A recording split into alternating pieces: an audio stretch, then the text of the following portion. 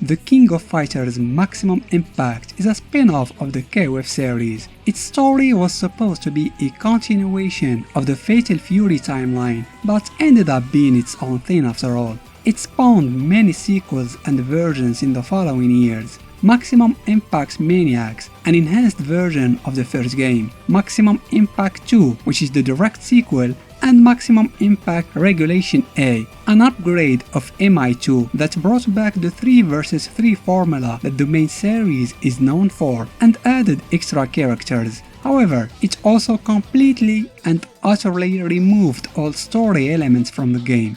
We were supposed to have a sequel called Regulation 2, but it ended up being cancelled.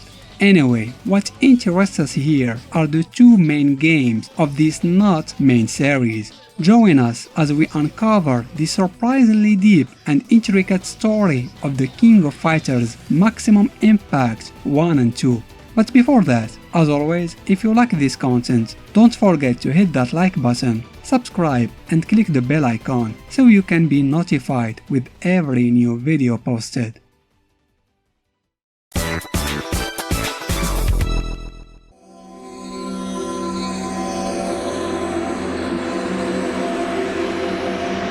The fall of Geese Howard led to a power vacuum in Southtown, causing the rise of many underworld gangs who aspired to take control of the city. Among them was the group called Mephistopheles, led by a brutal man named Duke. In reality, Mephistopheles was just a sub-gang of a much larger organization known by very few as Hades. Its elite members have inhuman origins. They claim being an alien race, and they control many fields of the world thanks to their advanced technology. Duke used to be a henchman of one of its high-ranked members, but he succeeded to form and lead his own gang within Hades. With the establishment of Mephistopheles in Southtown, Duke became almost the undisputed king of the city. Almost, because there was still one man who threatened his position: Fate. No, I'm not being metaphorical. Fate is the name of that man. He was the leader of Southtown before Duke appeared. More than that, he was very popular among the citizens for being a pretty cool dude. He had 2 proteges under his wing, Alba and Soiree Mera, 2 orphan twins who Fate sheltered after they ran away from the orphanage where they grew up. Alba was the calm and stoic type, while Soiree was the carefree and impulsive one. When Duke showed up in Southtown, he needed to get rid of Fate so that he could have total control of the city. Fate was well aware of the threat that Duke represented. He decided to be proactive and strike Duke first. He solicited the help of an old friend, who is none other than the agent Seth, and from him he learned the whereabouts of Duke. Unfortunately, things didn't go so smoothly for Fate. Duke had already charged his personal assassin, Lien, to terminate Fate. Lien was successful in her mission. Unlike how assassins usually work, she fought Fate honorably and won fair and square. Even without cheap backstabbing, she still managed to put an end to Fate's life. It didn't take long for the Mera siblings to catch wind of the terrible news. They spent the next 6 months investigating the circumstances of Fate's regrettable fate, and they inevitably arrived at the conclusion that Duke was indeed involved in the matter. They also learned that the new king of Southtown was about to organize a new KOF tournament titled Maximum Impact, because that's what villains do in their spare time. Duke hid the fact that he was the real host of the tourney to the general public. The tournament was officially sponsored by a charitable organization called Metatron. However, Alba and Soiree knew who was really behind the competition and decided to enter it in order to reach Duke.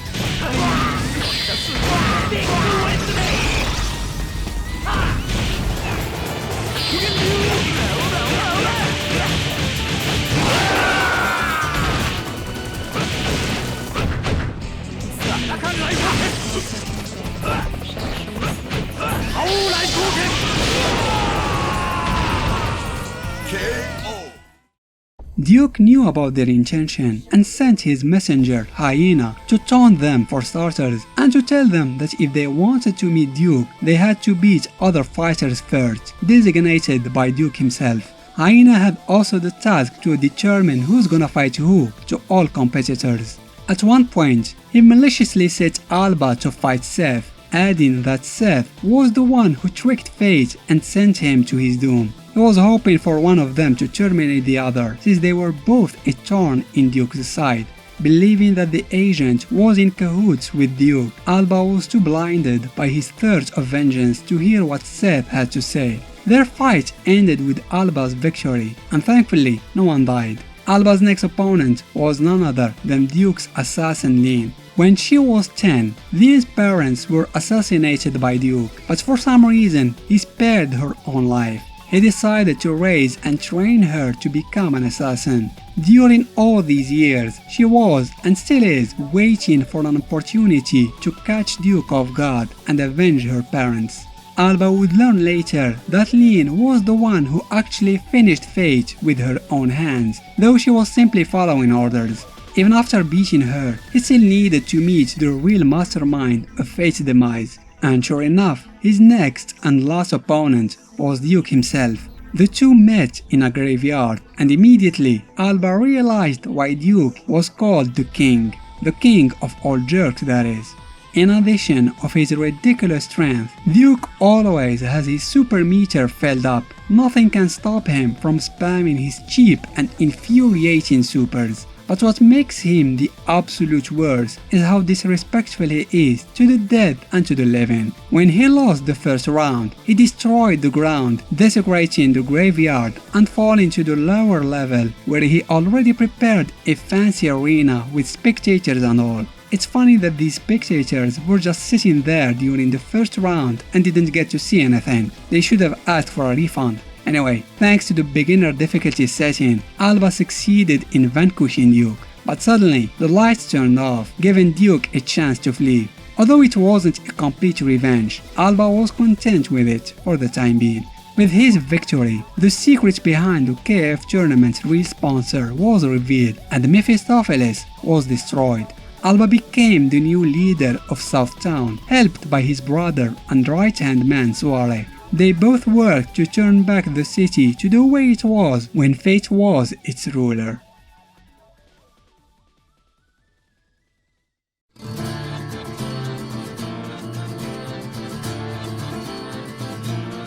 One day, Alba and Soare met a mysterious woman, and the moment they landed their eyes on her, they had the feeling they knew her from before. The woman spoke to them in a strange language that they didn't understand. Realizing that, she let a sigh of relief and vanished just as mysteriously as she appeared. Since that day, the two siblings started having strange dreams that were more like memories of events that they don't recall going through.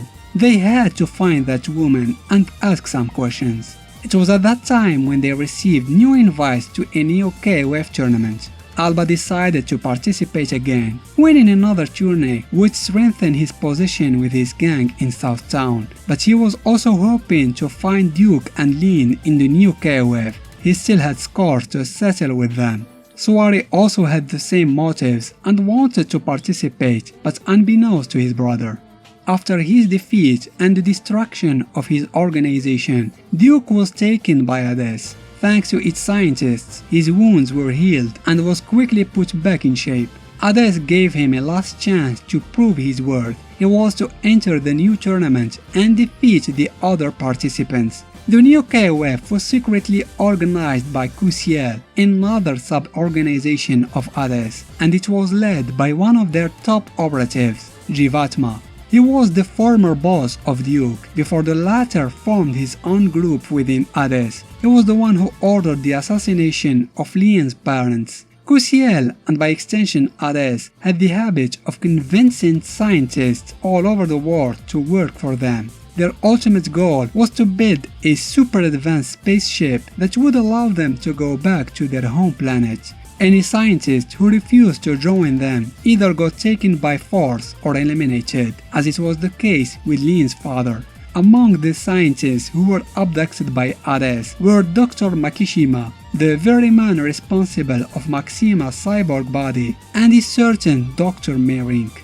Dr. Meyrink was the father of the aforementioned mysterious woman who met Alba and Soare. Her name was Louise, and she was actually an alien belonging to a race called Zoan. It is not known how she ended up on Earth or if Dr. Meyrink is her biological father. She is a lot older than she looks though, that's certain. It's implied that she was living among humans for thousands of years, and she is ready to wait for another 1,000 years if she has to, until human technology will be advanced enough to build a ship capable to send her back home. But for the time being, she is concerned about her father and knew that the new KOF tournament is the key to find him. Taking note of Duke's fall from grace and no longer having the support of Mephistopheles, Lien entered the tournament with one objective in mind: find Duke and finally avenge her parents.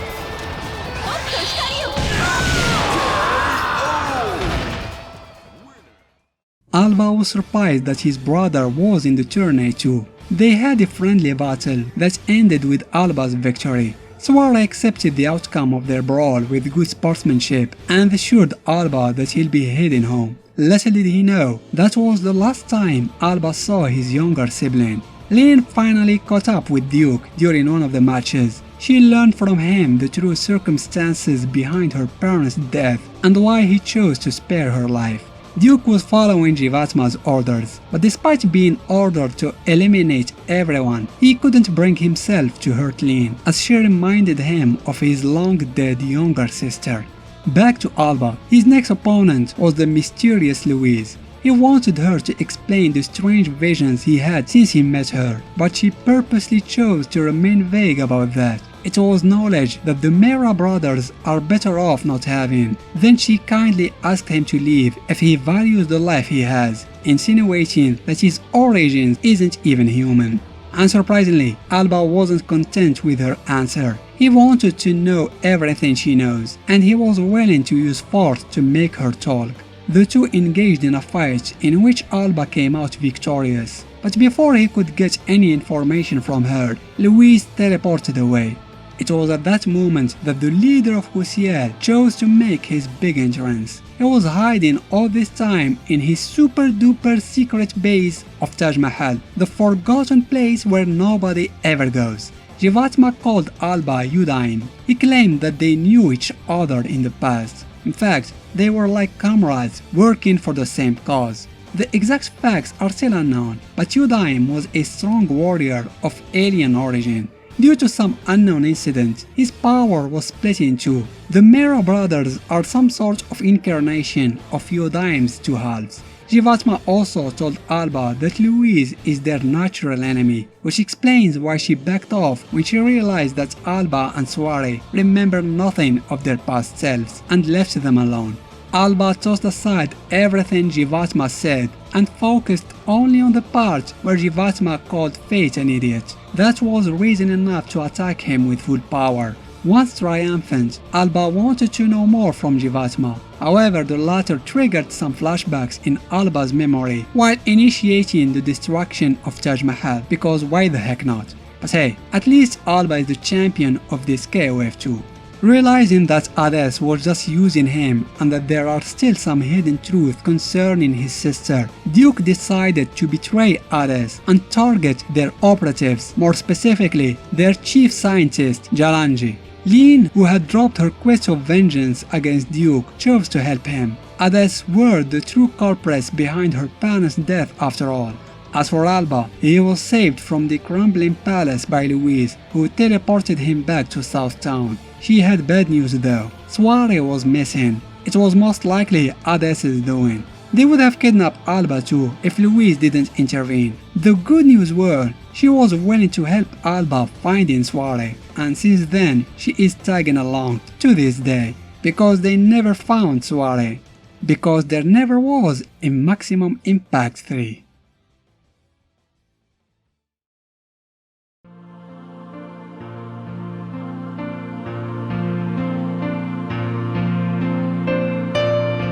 The Maximum Impact series is an interesting case. On one hand, I'm not a huge fan of its gameplay. The special moves and supers are pretty much identical to the main series, but everything feels a bit rigid.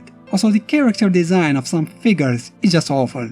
On the other hand, this spin-off surpasses the main series on many other levels. Things like the many characters you unlock whenever you finish the game, and some of these unlockables like Fio, Richard Myers or Lily Khan are to this day exclusive to the Maximum Impact series and have yet to appear in another installment. Even freaking Hanzo is present. Not to mention, every single fighter in the roster has an alternative costume, and some of them look super cool. Needless to say, the single player content is very solid with great replay value. But the thing that I like the most is how rich and elaborate the story is. The games are loaded with cutscenes and special intros. You get a long text describing each fighter's motivations at the beginning of the story mode. It's just text, true, but it's still something, and you learn a lot from it. You also unlock the profile of whatever character you finish the game with. That adds even more details to their backstory,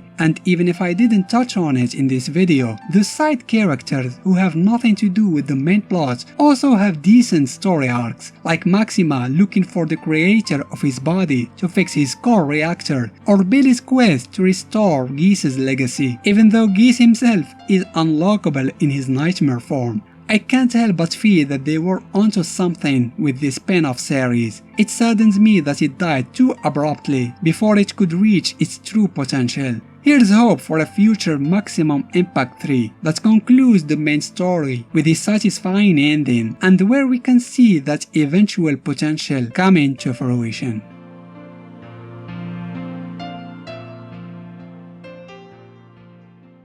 Special thanks to my patrons for their support. I hope you enjoyed this video. Give it a thumbs up if you did, and why not consider subscribing to the channel.